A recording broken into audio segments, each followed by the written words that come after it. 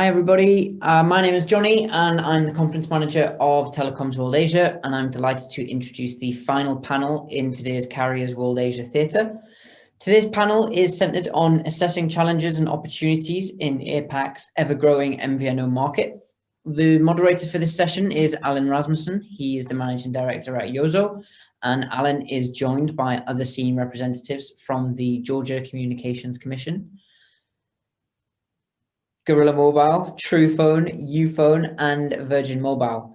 If you have any questions, please do post them in the Q&A icon that you should see on the bottom of your screen. And without further ado, I will pass you over to Alan, who will begin this panel discussion. Thanks, Alan. Thank you very much, Johnny. The digital economy, increased mobile penetration, as well as COVID-19, has pushed work and lifestyle 4.0 on the consumer side and industry 4.0 on the enterprise side, accelerating the demand for affordable, innovative, and bespoke communication services. With 22 years on its back, thousands of MVNOs operating in more than 84 countries and growing, MVNO has not only proven its success, but has also benefited the whole ecosystem, from host operators to end users, as well as the digital economy along the way. With its diverse demographic, home to 60% of the world's population, and the largest manufacturing economy, Asia is considered a key growth region when it comes to MVNO. It is, however, also a region with diverse challenges, regulations, demands, and opportunities. With those words, it's my pleasure to welcome this panel session, assessing challenges and opportunities in APAC's growing MVNO market. I'm pleased to be joined by a great panel, ready to discuss and share experience and expectations, as well as answering questions and comments from the audience. Let's kick off with the usual round of short introductions on who you are and what you're doing. And since we have a representative in the panel from the first brand that launched as an MVNO 22 years ago, I would ask you to start with a short introduction. Sure, thank you, Alan. It's a pleasure to be here. So I'm Aziz Amin. I'm VP Marketing for Virgin Mobile, Saudi Arabia, and I also support the other opcos in Kuwait and Oman. We have, I think, as Alan pointed out, we're probably one of the oldest MVNO in the world. I think it goes back to maybe 20 or 22 years ago when Virgin started the first MVNO in the UK. And I can say that we are actually the largest MVNO in the Gulf, or the GCC, with a coverage of 4 countries. So we trade in Saudi Arabia, UAE, Oman, and we are now in the process. We have got the license in Kuwait. So we are actually in the process of launching in Kuwait as well. It's good to be here. Thank you. Thank you very much. Dana, could you do an introduction?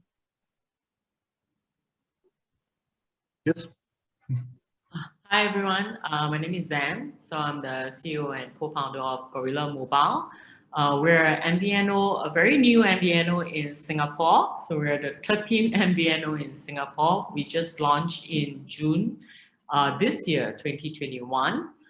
We're also a global travel roaming data card service provider. So we have a network coverage in 160 countries. Obviously, travel is not quite possible during this time. So our focus now for the company is really on the MVNO here in Singapore. So that's who we are. Thank you very much. Dominic? Hey, thanks, Alan. My name is Dominic. I'm the Vice President of IoT and New Business for Truephone. So Truephone, we are actually running 8 MVNOs around the world. In the APAC, we are having MVNO license in Hong Kong and Australia. So, and I'm responsible for APAC and the Greater China business. Nice to be here. Thank you. Thank you very much. Ekaterine, could I ask you for a short introduction? Hello, I'm Eka Sichinova. I'm representing Georgia, the Georgia National Communications Commission. As for me, I have 15 years experience in telecom sector and about 4 in Comcom in NRA of Georgia. Currently, I'm acting head of telecom market regulations department at Comcom, and I'm extremely happy to have a chance to share our experience of on intention of MVNO introduction in Georgia, Georgian market, and I'm glad to share our experiences and our thoughts as a regulator and as a facilitator of MVNO development in the country. So, thank you very much. Glad Yes. to be here. Thank you. Thank you. Last but not least, Harun. Thank you, Ms. Alan. This is Harun Rashid. I'm a group head for the technology PMO for PTCL group. Actually, it essentially is a U-phone first, but we have recently synergized with a fixed mobile carrier in Pakistan as well. So now it is the PTCL group. So I'm looking after all the IT and technology initiatives within the organization, both the organizations. Also, this role has now conversion to two domains. I mean, the fixed line and the wireless. So as much as about the MVNO, there's no MVNO in Pakistan. I can, of course, talk about the challenges from the market like Pakistan and others in the APAC region. And I'm happy to see many MVNOs here and ready to learn a lot more than that. Thank you, Alan. Pleasure Thank you. being here. Perfect. Catherine, I would like to come back to you because it's not often that we have a representative from a regulatory body who is starting and looking at launching MVNOs in, as you said, virgin territory in Georgia. Can you walk us through some of the thoughts and processes from a regulatory perspective on that? Thank you. Thank you once again for this great opportunity to share our experience on mobile market development and to exchange some thoughts how we see our role as NRA, as connectivity enablers and facilitators of exploiting the untapped resources on the telecom market. To start brief history to say so, how it was developed in Georgia. During the last few years, Comcom has made a number of important decisions to liberalize the telecommunications market, which is essentially oriented on consumer welfare and ensures competitive prices in telecommunication sector in the telecommunication market in the country. And with this in mind, the virtual mobile operators' access to Georgian market was the top priority for the sector further development. Thus, let me explain you legal preconditions what was behind. The so-called symmetrical access obligation was in place back to 2005, but still MVNOs did not manage to develop in the country, and because of this, supplementary measure of mandatory access regime was introduced by the end of 2019. Aiming the MVNOs to publish the reference offer conditions for all access seekers and negotiate commercial terms on fair and non-discriminatory basis. And the decision was proceeded. This decision on a mandatory access regime was preceded by the learning the experience of other countries, and also Comcom conducted a local market study which identified the evidence of the necessity and thorough benefits of MVNO introduction in the country. Since then, Comcom maintained the consistent effort to facilitate MVNO's practical introduction to the market.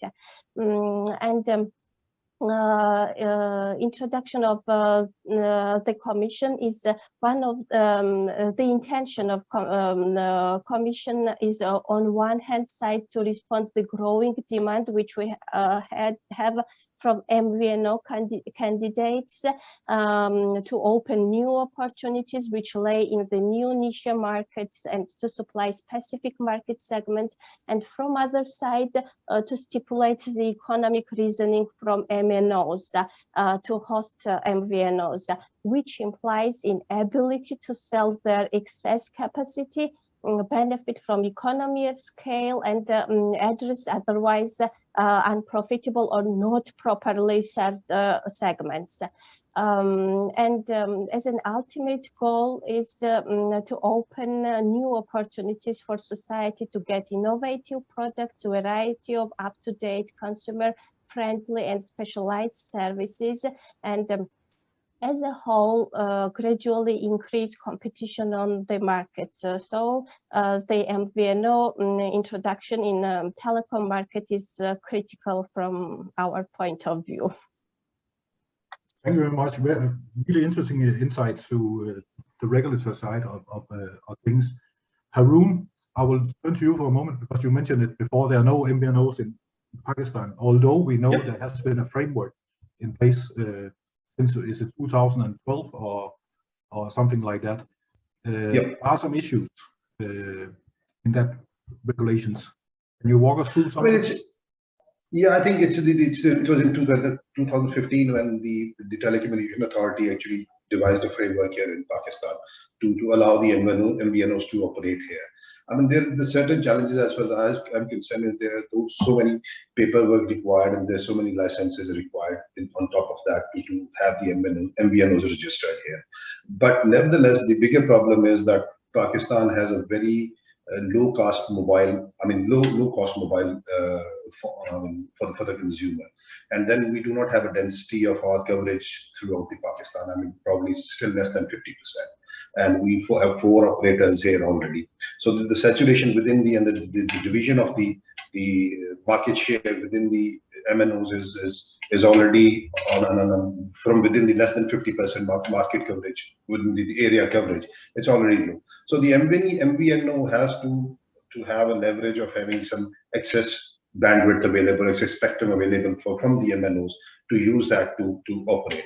And Pakistan being a low cost, low margin industry here, it becomes slightly difficult for the MVNO to operate here because there is nothing that is I mean, the wastage of airtime or the data time that is available in Pakistan.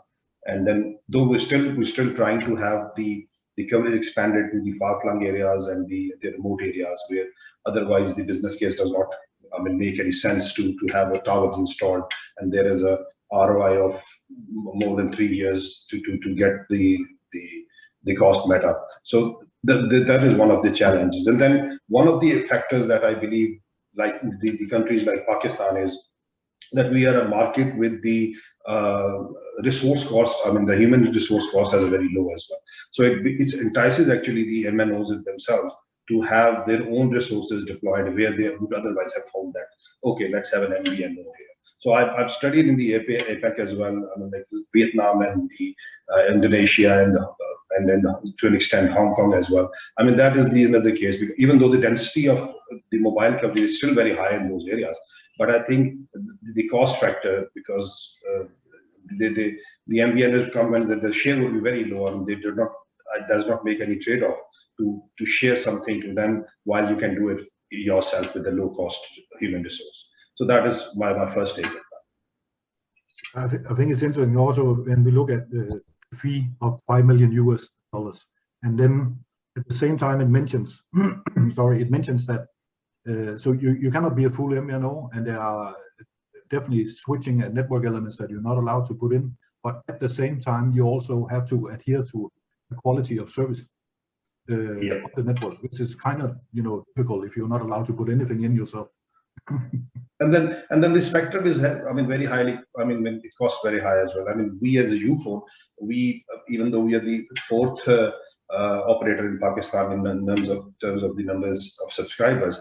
We just recently acquired the license of 4G while the world is moving towards 5G, and we still do not have any spectrum. And that does not make any business case. And once we have the 5G, even though we have done the trials for 5G for different business cases, but we still do not have that. And the deterrence is the ROI. We still do not have the all market, all Pakistan covered under that. And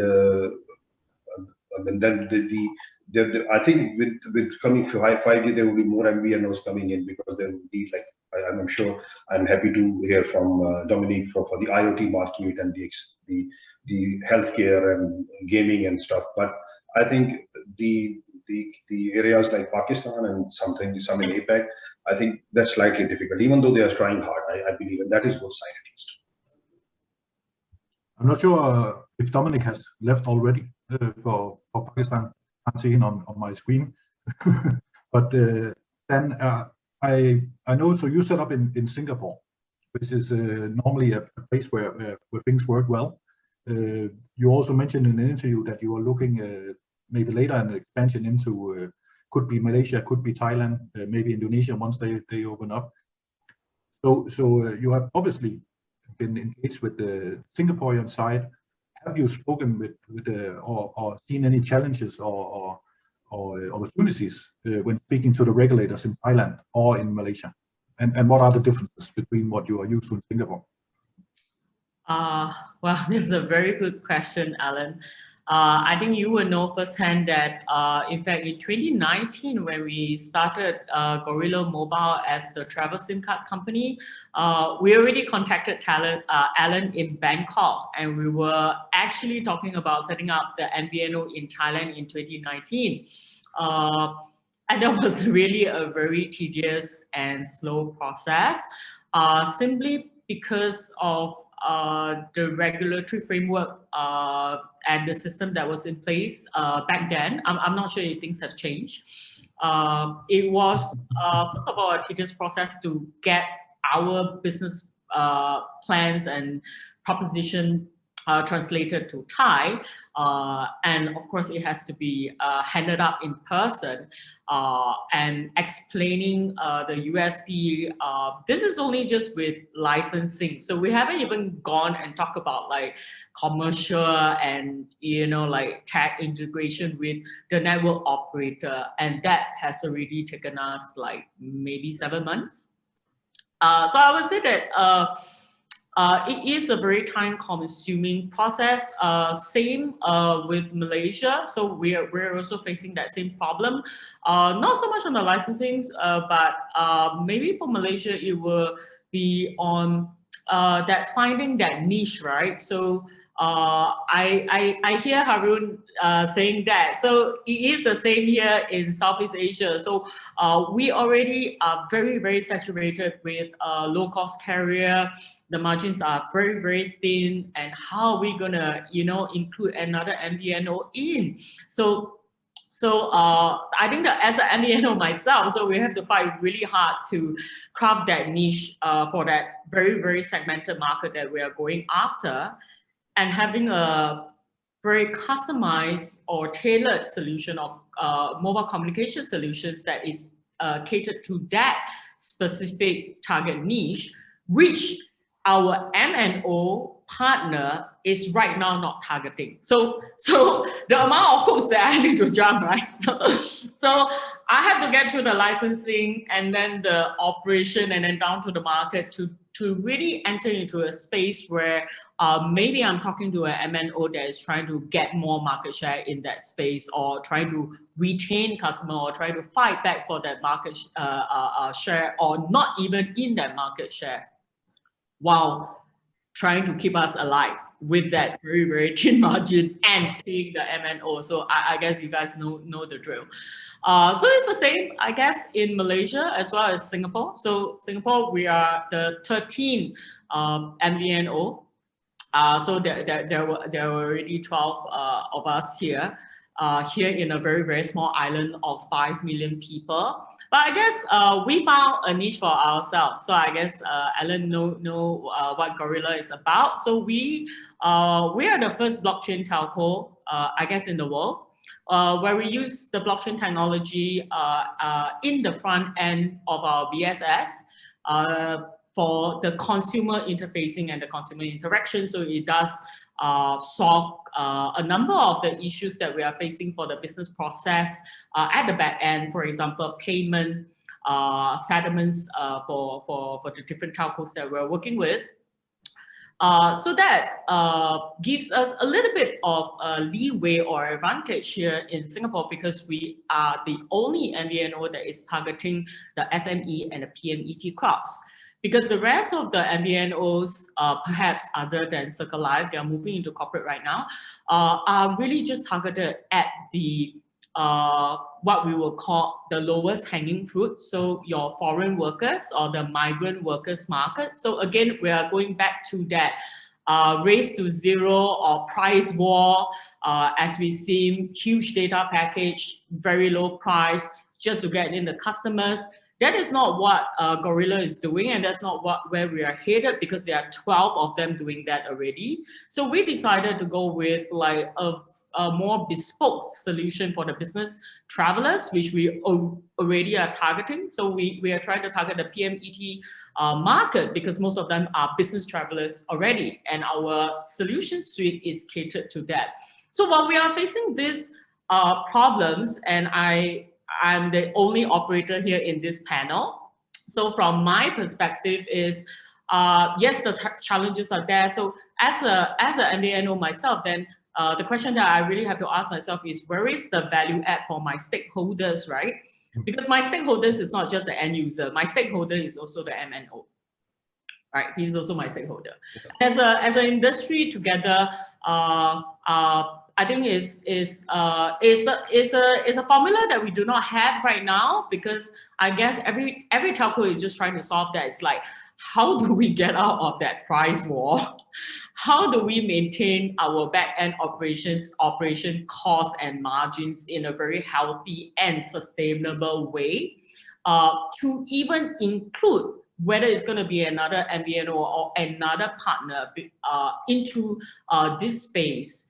And my only answer is probably just innovation, right? So that's unless we're going to use innovation like a different technology or different kind of partnerships or a different service offerings, we're probably not going to find that solution. So to answer your question, Alan, the truth is, in Thailand, Malaysia, and Singapore, I guess the operational challenges or the market acquisition challenges remains the same. But we may face different obstacles when it comes to regulatory. So I think in Singapore it's a lot easier. So everything is done digitally, online. We are pretty efficient here. It takes 6 months to get a license. So that is the kind of, we call 6 months efficient, right?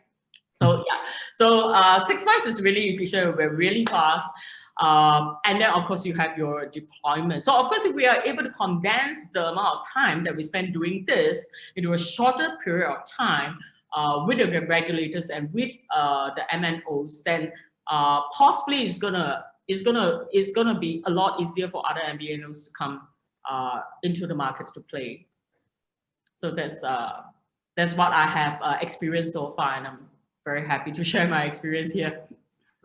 Perfect. I remember, I'm not going to name names, but I remember talking to an MVNO from Singapore, looking, to set up in Thailand as well. And I asked them after the first meeting with the regulator how things were going and how they were seeing things. And they said, the person said, I don't know, I don't speak dinosaur. Which, yeah. Yeah, I remember meeting Alan in Bangkok. So he came down to meet up with me. That's in 2019, I recall. And the first thing he asked me is, Zen, are you gonna set up an MVNO just on price war? Like, are you just you're just gonna slash prices? So I said, no, I have this great idea, and then I share with Alan all my ideas, and he said, okay, great. So I would like to work with you if you're going to do that and not go into a price war. I said, I'm not going to go into a price war because that will be suicide for me and suicide for everyone, right? It's just generally bad for the industry. It is. So I remember us having that conversation, because if I say I'm just going to like slash the price, it's not even going to talk to me, like, ever. Correct. Yeah, it's a partnership with the whole definitely and the market. And since you also had a slightly different approach to your setup in Saudi. Yes, absolutely. Well, first of all, let me just start maybe by reminding everyone, where we're at on the MVNO world. I believe, Alan, that we have reached a great maturity actually within the MVNO business. There are more than maybe 1,300 now MVNOs operating in the world, serving maybe more than 250 million subscribers. We can, I think, confirm that we have actually reached a good maturity level. However, there are still, and we all know, many challenges in the MVNO markets. Okay, I think one of the colleagues here pointed out the thin margins, which I completely agree. The MVNOs who are still trading and basing their business on just data, the old conventional services, which is data, voice, and SMS, I don't think they will survive in the future. Okay. Because of the thin margin and also the wholesale agreements now with the MNOs, they don't actually allow you to sustain the business based just on the data and a voice business. And we all know that the VoIP has actually eaten, okay, from this business when it comes to margins. Now, what we have done here in Saudi is we have been very ambitious when it comes to technology and digital transformation. So we have leveraged on the latest technology developments, including fintech as well, okay, to improve, okay, our value proposition, our MVNO services by adding mini services, okay. And we've done that basically by setting up what we call a digital factory, okay, based in our head office in Dubai. Okay, and the first thing is to actually start with this, what we call a super app. So we created a really nice, okay, a very smart app, which actually looks at every details when it comes to the customer onboarding, the customer journey. So it's a very smart and client-centric app, okay, allowing the customer basically to top up, to actually self-activate the SIM without even having to go to the store and so on. And adding to this, we have been very ambitious as well in partnering with other stakeholders operating in the same niche market as us. So we brought on board, for example, companies like Anghami, which is an OTT, basically content music provider. We brought Stars Play, okay. For our niche market, we have another actually sub-brand called Friendly, which is targeting the ethnic community. So we partnered, for example, with all the, the TV content, the Bollywood content providers, with the crickets, obviously, sports content and so on. And then we've added this great, what we call it, value-added services, okay, within the value proposition. And the last thing which we have done, and we have just launched about a week ago, is we've added now a digital mobile wallet as well, okay, to our app, whereby our customers now can top up this wallet and then make international money transfer to their home country. And we did this because obviously, as you all know, after the pandemic, all the remittance, retail agencies were locked up. People, they were too scared to go and queue up. People don't like touching the cash. So we've leveraged on the fintech technology, and we have partnered here locally with the Saudi bank, okay, to provide this digital mobile wallet to our expat customers. I mean, we sit on 2.5 million base of these expat customers, and we thought this is the right and the perfect product for them.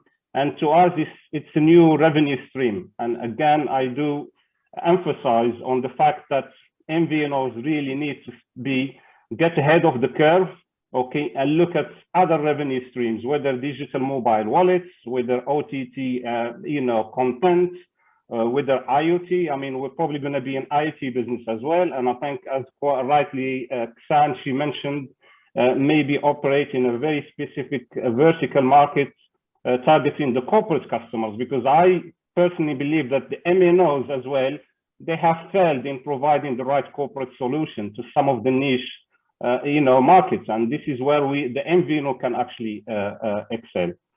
Okay, so I think that's just briefly from my side, and how it's just an overview on where we sit in here in Saudi.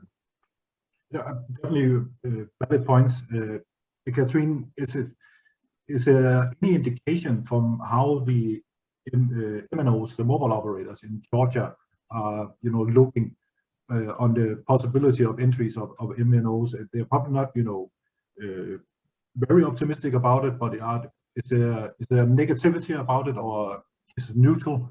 And also, when some of the discussions we had so far is that, for example, when we look at wholesale pricing, we still see many regulators, because there's not much information about it, or some of the information is still from what we could call the MNO 1.0, where they were competing on pricing. That was way back when voice was the denominator, before the data became the denominator. So how have the mobile operators in Georgia expressed themselves in terms of opening up for an MVNO market? Thank you for the question. As I have already mentioned, despite the fact that legal conditions for MVNO enablement was reframed, to say so, the actualization of MVNO still is delayed. The legal framework, this ex-ante mandatory access regime, was made quite critical with criticism from MNOs. This was not a surprise, definitely, but the nice side of the story was that by the mid of 2021, this was 1.5 years after this mandatory regime introduction, these MNOs, all of the three MNO operators in Georgia, announced that they are announced their readiness to give access to MVNO candidates under fully commercially terms, without any mandatory ex-ante regulation. And a part of this also, the SME operators, the candidates, potential candidates of MVNOs, proactively started communicating their readiness to towards obtaining the MVNO access. So this we will see as a positive movement from market side, and as a learning, what we have learned from this experience is that for the markets tending to be oligopolistic, it is highly important to have a legal framework with target individual mobile MVNO relationships, which will target on those relationships. This, per our observation, should be, say so, more effective.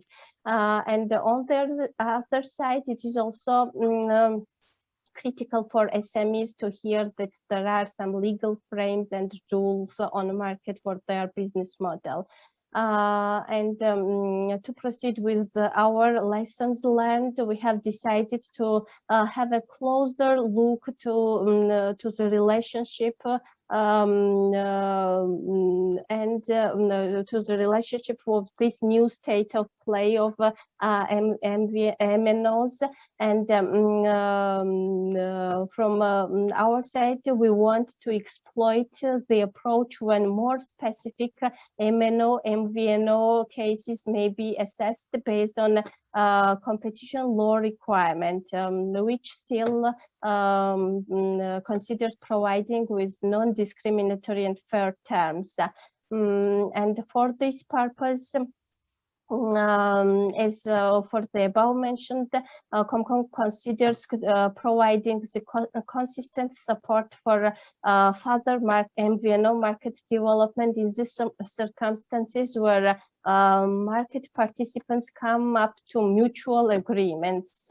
Currently, a status quo ex-ante regime is temporarily on hold right now with us, and are looking forward for the successful development of MVNOs on the basis of commercial negotiations. And so we hope the practical introduction of MVNOs will be achieved soon. We hope that MNOs will open up market for this. Sounds great. It does. An interesting approach. Haroon, in your market, there's been a lot of talk about consolidations. ARPUs have been dropping. How would you, approach an MVNO partner from your side? I think yes. There was a cue I got from the Aziz a moment ago. I think it is very important to have a consolidation done once. We did have consolidation of two MNOs already in Pakistan, where Jazz and Warid actually converged into a Jazz together. I mean, Mobilink and Warid actually converged into a Jazz together. So that was one consolidation. There's still in the market, there's an appetite of another consolidation sometimes, because the MNOs are struggling here with the very low margins, as I say. But in terms of MVNO, I think there was a very good business case, which I got the cue from Aziz. He talked about cricket. We just got off from the World Cup, the T20 World Cup in the region, and there was one app here, the e-commerce player, Daraz.pk. They actually, what they did, they streamed the full World Cup live on their app.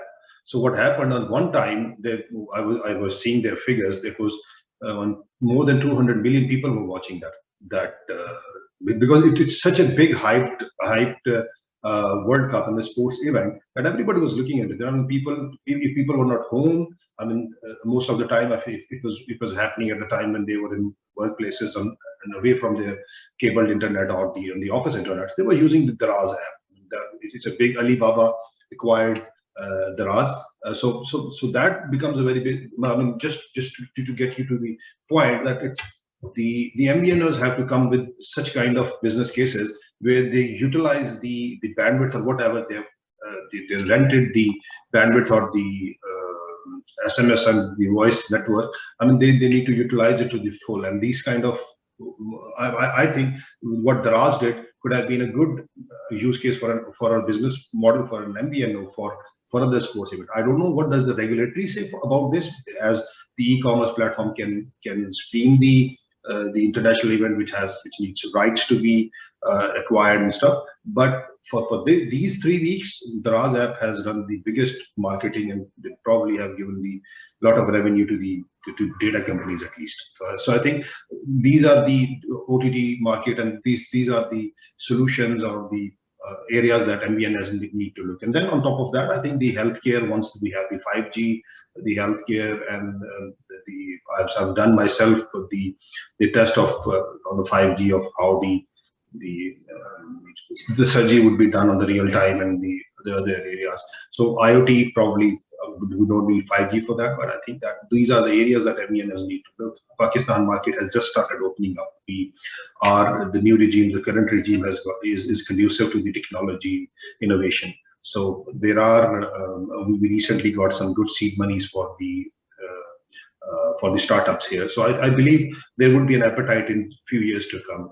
The new regime is working a lot on these areas, because it not only brings the innovation within the country, it brings the foreign exchange from outside Pakistan as well, the resources being so I think there is an appetite. The talent is here. It's just the right framework and the hurdles that are currently being placed. As you said, I mean, Zan was saying as well that she has me. I can absolutely relate to that, because there are so many deterrences, a lot of licensing, a lot of other stuff. And in Pakistan, then the auction for the spectrum gets delayed. It gives very less leverage to the MNOs to rent it out for the another party to another player to win the market. Thank you. Thank you. I think it's interesting to see in the region of Asia, and I would say specifically also in Southeast Asia, where we have several countries kind of competing who will become the 4.0 hub of the region. But at the same time, it's like the regulatory bodies are a bit behind reality. So the laws are not updated accordingly to 5G, accordingly to M2M IoT data, EKYC as well. And I will give us an example that in Thailand, where there has been open for MNOs for quite a while, no one has yet managed to open on the 3 private operators who has the best coverage and best quality network.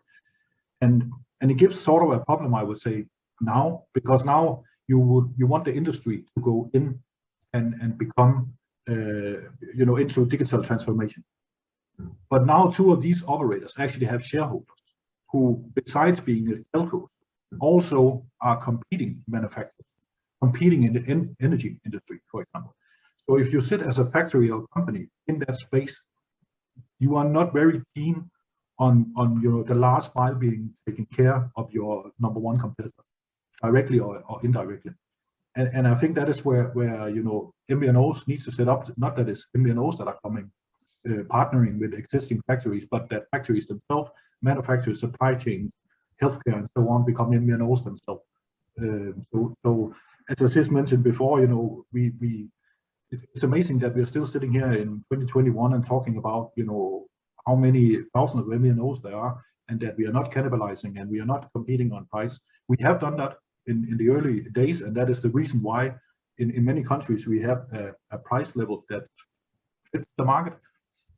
But I think that we see similar, I would say, in Indonesia as well. There are some stakeholder interest in the private operators that can hinder the 4.0 for several countries in the region and Asia as well. I also want to one thing I would say that might be a upside and interesting thing is, I think the Malaysian approach to a 5G shared network. It's interesting. There's yes and no against it, and lobbyists on one side for that kind of solution, and the telco should have their own spectrum. And on the other side, it's interesting because for once we will actually have a network where there's a level playing field for everyone, for the operators and for the MNOs or any other service providers that wish to come in, manufacturers or anyone else, because it's the same coverage and it's the same quality that everyone will have. So you will end up competing on pricing and not competing on how much spectrum do you have. Is it 95% or 92% that you have in coverage and quality networks? And I would like to hear your thoughts on this. Then I would ask you, because you are close to physically to Malaysia, and you have mentioned that it's on the roadmap. How do you see this as the shared network rollout under the government, under the finance ministry? I'm not sure about what you just shared, whether is like the shared 5G in Malaysia is going to roll out like the way that you just described. So because it's looking quite differently here in Singapore. So I have my reservations about Malaysia rolling out the way like you have just described, because I don't think, I may be wrong, but I don't think that the MNOs want to have a level playing field. No, definitely not. I agree. Yeah, so if we're not going to have like we're definitely not going to have a framework where we have everybody having the same price point, and then we're just competing on features and innovation, and that's not going to happen. So I'm really going to see the 5G roll out as really just fragmentizing the market even further, instead of the opposite, where in that the scenario that you just described, that it will level the playing field, because I don't think it will.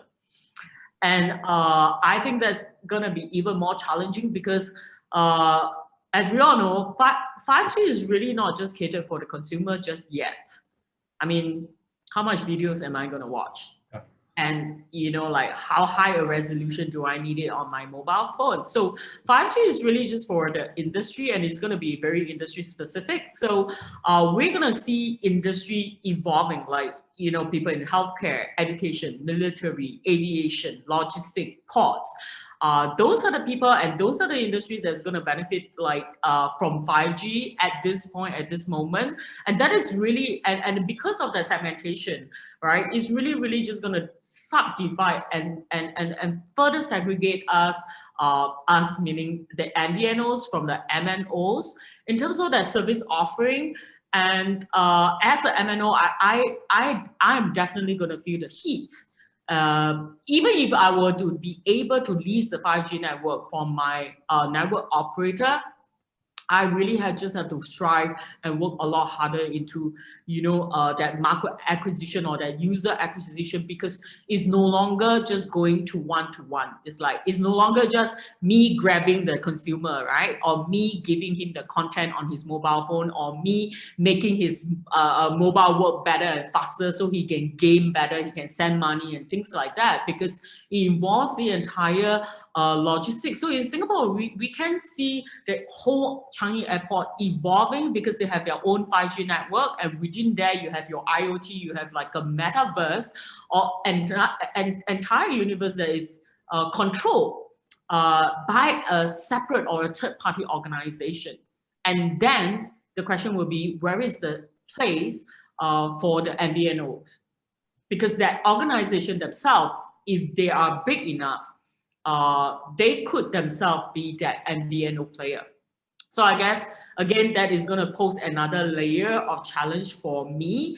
But I am very sure Aziz, with that 22 years of history and background, I'm very sure he probably have an answer to this, because I'm very sure that Virgin is prepared for that day to come, right? So I'm very eager to hear what he has to say about this. Yeah, thanks, Exam. Let's start with, yeah. So let's start with the, sorry, go on, Alan. Just adding to it that you actually have been present in Malaysia, right, with Friendly. So Friendly was... it was, to be honest with you, it was for a short while. It wasn't actually very successful, and I'll tell you why. The Malaysian market, it wasn't actually regulated as we thought it was. So there was a price war, and it wasn't the right segment for us. So we had to pull. I mean, the experience was through our Friendly, which is the expat ethnic brand. Now coming back to this MNO, MVNO pricing and competition. I mean, from the Saudi perspective here, I mean, we are very lucky because we have an excellent regulatory framework, okay, that organizes all of this, okay. So, for example, here in Saudi, every pricing, okay, every plan has to be approved by the regulator before you actually go and launch it, okay. And to get the approval, okay, they have in a place a template and a pricing model, okay, which respects, okay, a benchmark, very specific benchmark, which also takes into consideration the other MVNOs. I mean, to be honest with you, we're two of us here in Saudi. Obviously, there is Virgin and there is Libara. So we are very lucky because, I mean, to be honest with you, places like the UK or France, I mean, you probably have hundreds, okay, and it's just beyond belief. I don't think, to be honest with you, there is a target and actually segment. The slice is not big enough to share between all these MVNOs. And I think I've seen in my times when I used to work in France and also in the UK, I've seen so many MVNOs coming and going. I mean, so many of them, they actually, you know, go bust because they just couldn't survive, okay? So here, I think in general, in the Gulf or the GCC countries, it's very regulated framework, and even the relationship between the MVNO and the MNO is actually regulated by the authority or the regulator here. So we have the CITC here in Saudi. So if we talk about 5G and all this new feature and technology, it's by default. If there is any new technology that the MNO has actually launched or provided, so there is a regulatory framework which actually forces him, okay, to give that same technology to the MVNO. So in a way, I think we are lucky in this perspective. Now, coming back to what Sam said regarding the 5G, I think I concur with your theory. I still don't think that the 5G is, it's not the right for the consumer, but I think at the moment, I think I see 5G flourishing more in the B2B side, in the industrial side, for smart cities, okay, for IoT, maybe for blockchains and so on, okay? But I'm sure there will be time, okay, where the 5G obviously will benefit as well the end user. I'm reluctant and I have some concern about the costing as well, okay? The costing, I think it's an issue, especially if you are targeting a low-end, ARPU customer, okay, someone who spends maybe, I don't know, we have customers with maybe $10, $20, okay, spent ARPU monthly. It's just not the right, product and solution for them yet. Okay. I would say I agree. It seems like it's very busy pushing technology and then finding problems afterwards to solve with that new technology instead of the other way around. Looking at problems, finding a way to solve it, and then if you have some kind of technology that can help on that, then that would be the way to do it.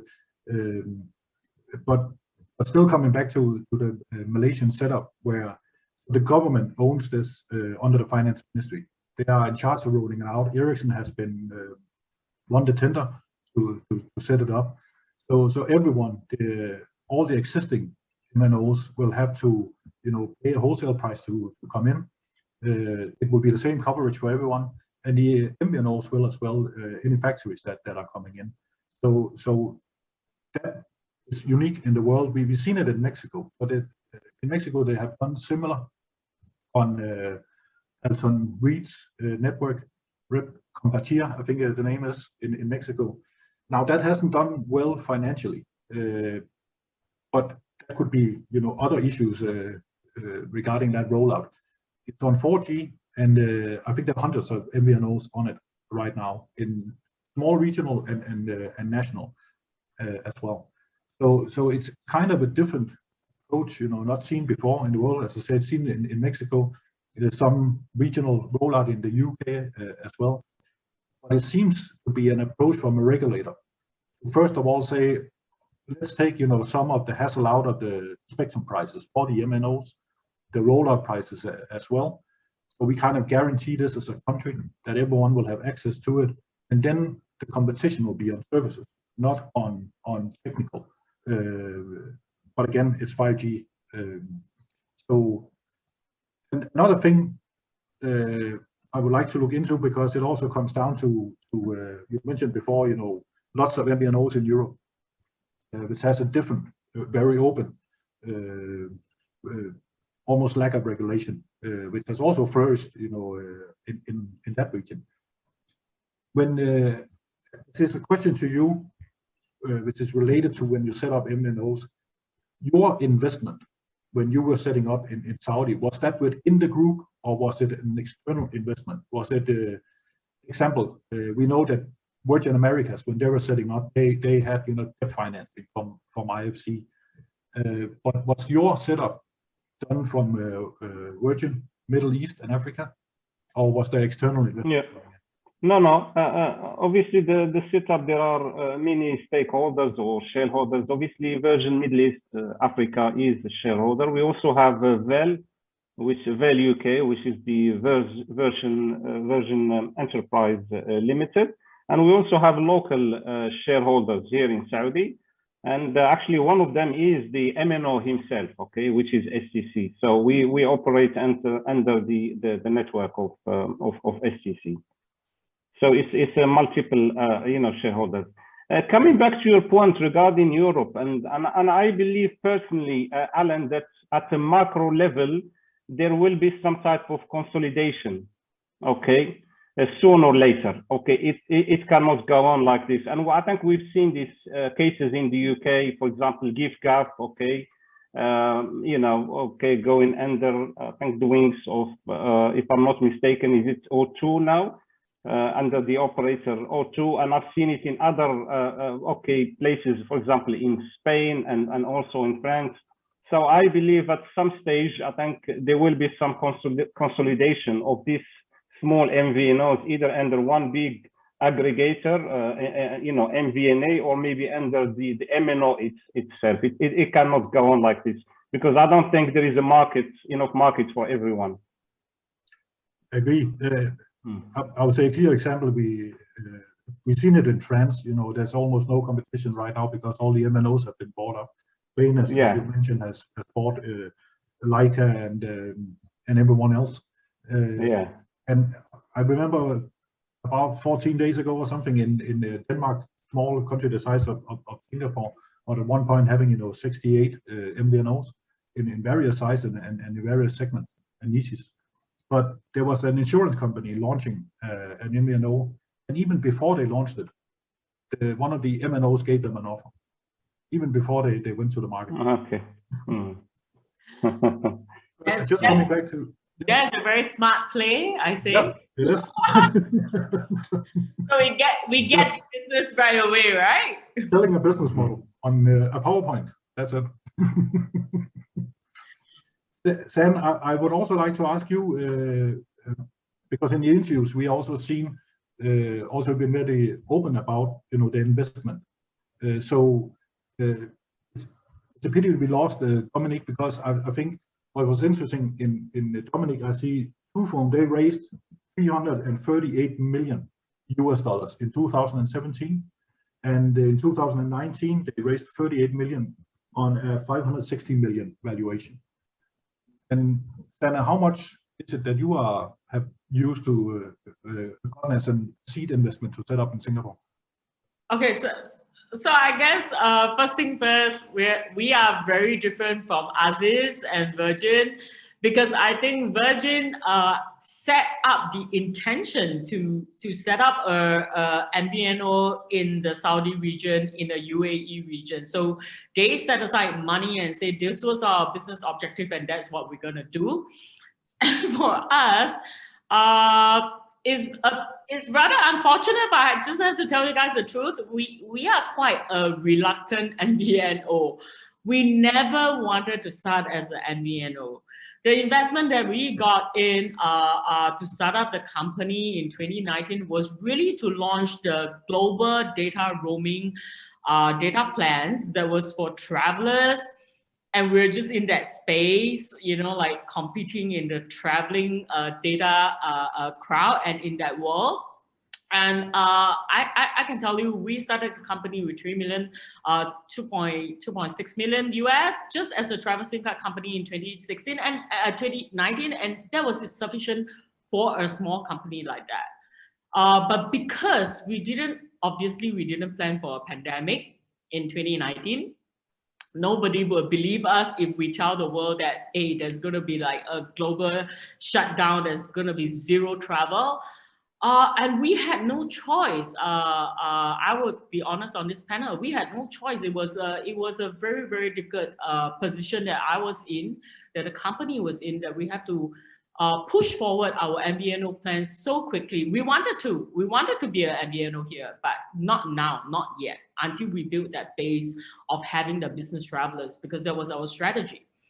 Because we know how competitive it is to be an MVNO operating in a very, very small population country like Singapore with 5 million. And we just thought that we set up this basis and then we will do that eventually. And I was just pushed over the cliff because of this COVID-19. So to answer the question, I'm a reluctant MVNO. I didn't plan for it. So we had no idea how much it's gonna take us to actually do this. We just modified and pivoted like any other companies here that were affected by the COVID-19, because we have seen travel startups just wiped out, travel agency wiped out. They were just gone bust and out of business because we had 2 years of no travel. So that's the position I'm in. I'm not sure if it's the right place to be sharing this information because I think this is live. But that is really that is the truth, right? That's the real challenges that we're also facing. Because it's not just about your industry, the environment, the MNOs, the regulators, and then we also have to fight this world pandemic and a virus that's going on that is killing humanity. And this is the real challenges of business. And we just get on with the program. So so being that reluctant MVNO, I'm not sure where is this gonna go, but I guess we will just move along as the world leads us along. So, but I would say thank you for sharing, because I think it's important.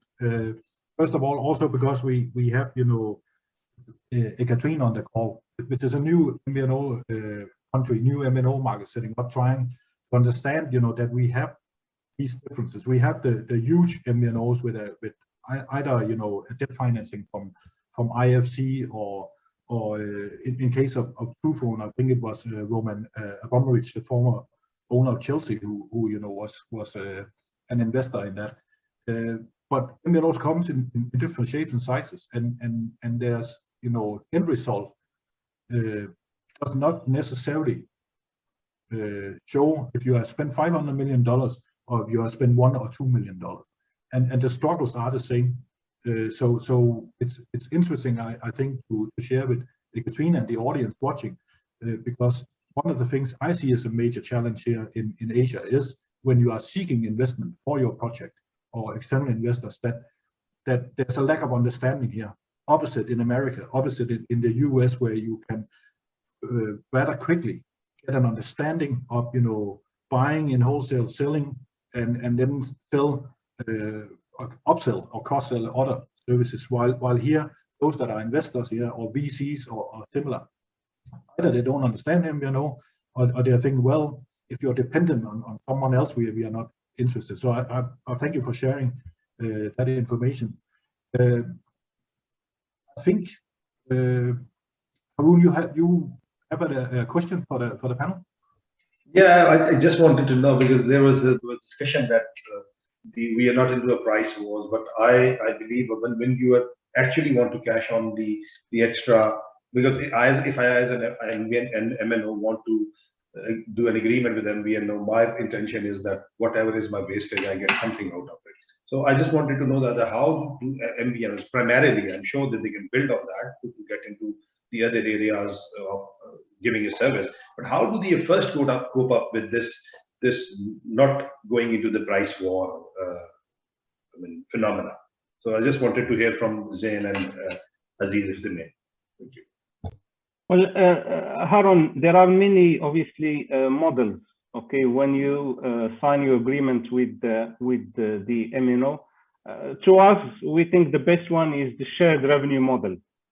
Okay, so if you have a shared revenue model, this way you don't get into any price war, with the MNO, because obviously it's based on a shared revenue model, and this is the pricing model actually we are practicing here in Saudi with our host operators. And again, as I said to you, there is the regulator as well. They play big parts in regulating the pricing, okay, to ensure that obviously it doesn't get out of hand. Unlike Europe, I explained to you, I mean, Europe, I remember in my time, you know, we used to change our rates in the morning, 5 o'clock in the afternoon. The competitor, you know, used to come out with new posters and flyers with, you know, beating our prices. So it was a nightmare for us. So luckily here it's all within a frame, you know, legal framework. Yes, thank you.